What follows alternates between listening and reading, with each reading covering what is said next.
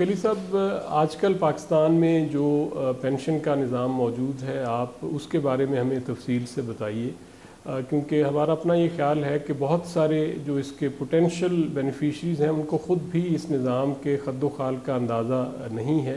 तो आप काइंडली हमारे नाजरीन से ये शेयर करें कि जो पाकिस्तान का मौजूदा प्राइवेट सेक्टर में पेंशन का निज़ाम है, गवर्नमेंट के अरेंजमेंट्स हैं, वो क्या हैं और वो किस तरह से परफॉर्म कर रहे हैं। डॉक्टर साहब, बहुत इम्पोर्टेंट सवाल आपने पूछा है। और यकीनन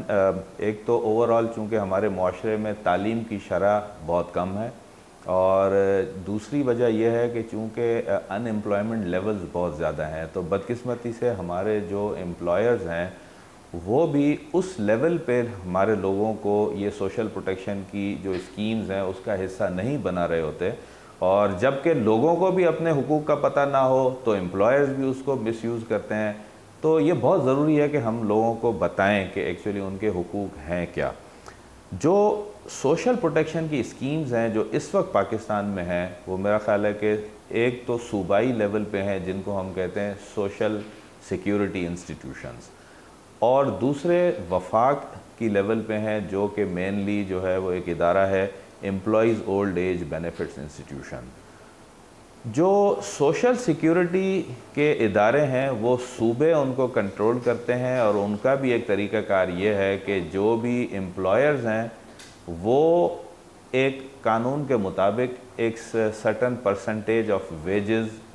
जो है वो सोशल सिक्योरिटी के इंस्टीट्यूशंस को कंट्रीब्यूट करते हैं, और वो जो कंट्रीब्यूशन उनके पास आता है उनमें से जो मेनली वो काम कर रहे होते हैं वो सेहत के लिए कर रहे होते हैं। कि अच्छे से सोशल सिक्योरिटी के आपने सुना होगा कि हस्पताल हैं, तो ज़्यादातर जो भी वर्कर होता है उसको उनका एम्प्लॉयर एक सोशल सिक्योरिटी का कार्ड दे देता है, और उस कार्ड की बेसिस पे वो या उनकी जो भी बच्चे फैमिली हों वो हेल्थ की फैसिलिटीज़ को हासिल कर सकते हैं।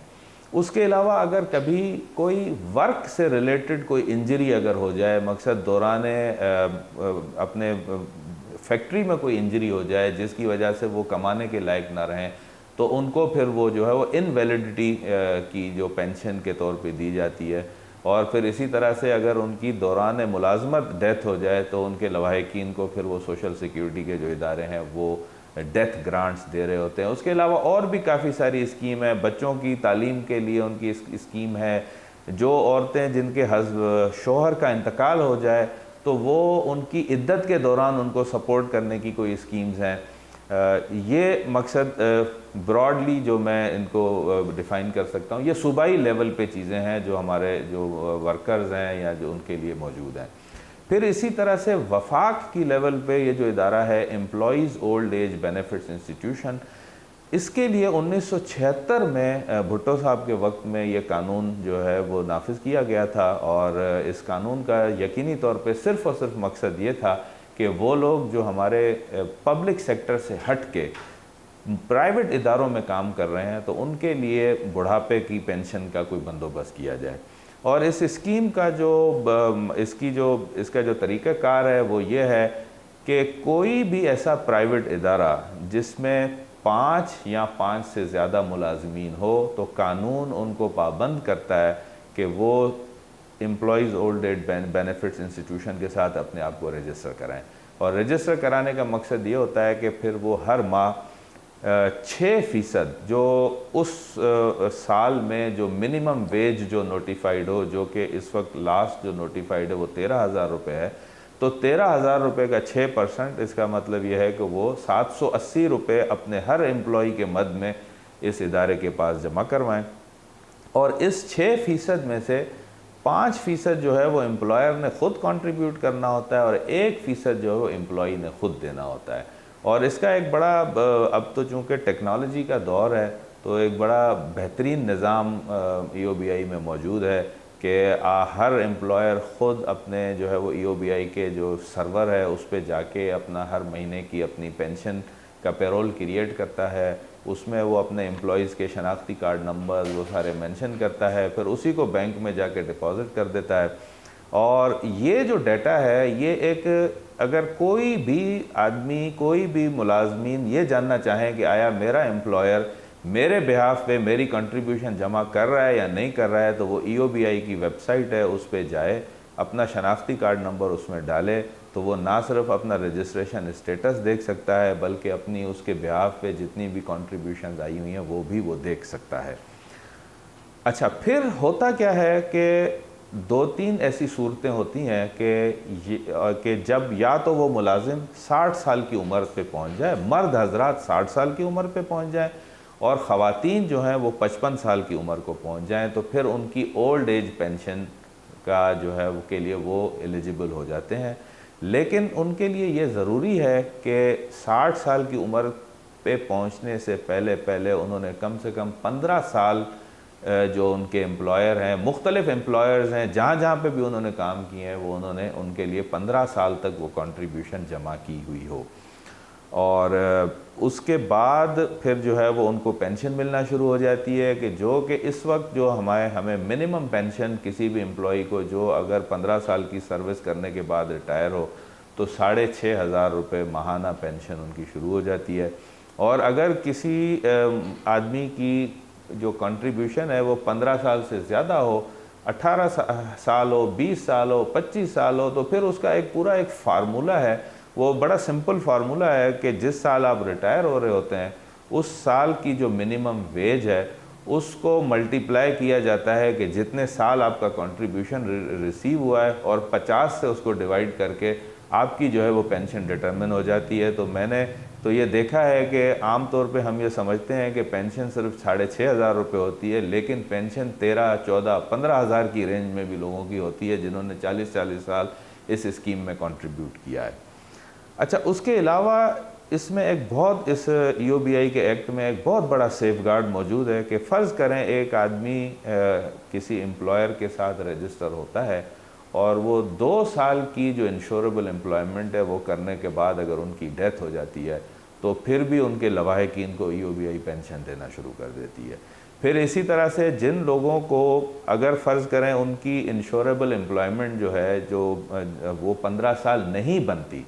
तो फिर ज़ाहिर बात है उनको माहाना पेंशन तो नहीं मिलती है, लेकिन उनको एक ओल्ड एज ग्रांट दे दी जाती है, जिसका भी एक फार्मूला है कि उस साल में जब वो रिटायर हो रहे होते हैं तो जब उस वक्त जो मिनिमम वेज है उसको नंबर ऑफ़ ईयर से मल्टीप्लाई करके जितना भी अमाउंट बनता है, जो कि मैंने देखा है आम तौर पे 1,00,000-1.5 लाख रुपए के करीब तो आराम से बनता है। तो बजाय इसके कि एक आदमी के पास कुछ भी ना हो तो EOBI में रजिस्टर होने की वजह से कुछ ना कुछ उसको अपनी रिटायरमेंट के बाद ज़िंदगी को कैरी ऑन करने के लिए कुछ मदद मिल जाती है। अच्छा, इसी तरह से फिर EOBI में भी एक माजूरी की पेंशन का कॉन्सेप्ट भी है, लेकिन वो माजूरी की पेंशन का जो कॉन्सेप्ट है वो आपकी इंजरी से रिलेटेड डायरेक्टली नहीं है। फ़र्ज़ करें आपको कोई और किसी आदमी को कोई ऐसा मूजी मर्ज़ हो जाता है कि उसकी जो कुव्वत है कमाने की वो 1/3 से ज़्यादा हो, मकसद ये है कि 33% से उसकी जो है वो वेज कम होने लगे, तो उस सूरत में फिर जो है वो EOBI उनको एक जो है वो इनवैलिडिटी पेंशन ग्रांट कर देती है, जो कि आम तौर पे 6 महीने के लिए होती है। हर 6 महीने के बाद मेडिकल बोर्ड होता है, वो उसको रिव्यू करते हैं और फिर उसको करते रहे। दूसरी इस स्कीम की एक बहुत बड़ी खूबी है, वो ये है कि जब वो आदमी जिसको ओल्ड एज पेंशन मिल रही हो, अगर खुदा न खास्ता उसका इंतकाल हो जाए तो उनकी जो ज़ौजा होती हैं उनको भी फिर फॉर लाइफ जो है वो उनके अपने शोहर की या शोहर को बीवी की पेंशन मिलना शुरू हो जाती है। अगर ज़ौजा का या शोहर का इंतकाल हो जाए तो फिर 18 साल से कम उम्र के जो बच्चे होते हैं उनको मिलना शुरू हो जाती है। और बल्कि ये चूँकि एक स्कीम हमारे मुल्क में एक वेलफेयर स्कीम के हिसाब से जो है मुरव्वज की गई है, तो कुछ ऐसे कानूनी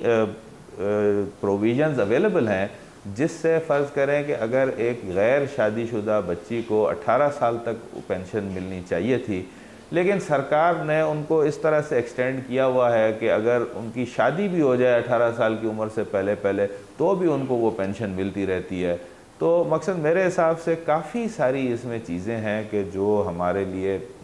हमारे लोगों के लिए फ़ायदेमंद हैं। लेकिन इसमें जो सबसे बड़ा चैलेंज है वो ये है कि बदकिस्मती से जो एक तो मैंने जैसे कहा कि जो हमारे मुलाजमीन हैं उनको अपने हुकूक के बारे में पता नहीं है, और दूसरा ये है कि जो हमारे आजिर हैं, जो एम्प्लॉयर्स हैं, वो भी बदकिस्मती से इतना जो है वो दयानतदारी से इस स्कीम में पार्टिसिपेट नहीं करते हैं। मैं मुकम्मल तौर पे आजिरान को भी इसका ज़िम्मेदार नहीं ठहराऊंगा, इसलिए कि बदकिस्मती से हमारे इदारों में भी कुछ ऐसी काली भेड़ें मौजूद हैं कि जो उन आजिरों को मोटिवेट करती हैं कि वो अगर आपके पास 100 एम्प्लॉइज़ नहीं हैं तो भले 10 लोगों की कंट्रीब्यूशन दें, लेकिन उनकी जेब गरम करते रहें। तो ये एक ऐसी चीज़ है कि जिसके लिए हमें एक अवेयरनेस क्रिएट करनी है कि हमारा हर आजिर इस किस्म की कुव्वतों से लड़े और हमारे इदारे इस किस्म के आजरान को सपोर्ट करें। तो फिर मकसद ये है कि ज़्यादा से ज़्यादा लोग इस स्कीम में आ सकते हैं। लेकिन फिर भी जो EOBI का कानून है, इसका एक सेक्शन 16 है, वो हर उस आदमी को प्रोटेक्शन प्रोवाइड करता है जो किसी भी ऐसे इदारे में काम कर रहा हो जिसमें 5 से ज़्यादा मुलाजिम हो, और अगर उनका जो एम्प्लॉय है या जो आजिर है वो अगर उनको रजिस्टर नहीं कराता तो वो EOBI को सेक्शन 16 के तहत एक दरख्वास्त दें कि जी मैं फ़लाँ जगह काम करता हूँ और मेरे एम्प्लॉयर ने मुझे रजिस्टर नहीं किया हुआ है। बदकिस्मती से इसकी रिपरकशंस होती हैं कि लोग जो है वो लोगों को नौकरियों से निकाल देते हैं ऐसी किस्म की दरख्वास्त देने के लिए, लेकिन उनको फारिग करने के लिए भी कानून में बहुत ज़्यादा जो है वो प्रोविजंस अवेलेबल हैं। थोड़ा सा मकसद हमारे लोगों को अपने हुकूक के बारे में जानने की ज़रूरत है और थोड़ी मेहनत करने की ज़रूरत है। मैंने तो डॉक्टर साहब ये देखा है कि हम लोगों ने शायद ये अपना जहन बना लिया हुआ है कि सरकार के इदारे हमारे लिए कुछ नहीं कर सकते, मुल्क में सिर्फ करप्शन है और जिन लोगों के पास पैसा है वही सब कुछ कर सकते हैं। मेरे हिसाब से ऐसा है नहीं। अगर आदमी सच्चे दिल से थोड़ा अपने चीज़ों को, अपने हुकूक को जानने की कोशिश करे और उन इदारों को अप्रोच करने की कोशिश करे तो मेरा ख़्याल है कि उनको रिलीफ मिलता है, ज़रूर मिलता है। तो ये एक मेरा ख़्याल है कि एक ओवरऑल स्कीम है जिसके बारे में मैंने आपको बताया, और इससे हमारे लोग फ़ायदा ले सकते हैं और उनको फ़ायदा लेना चाहिए।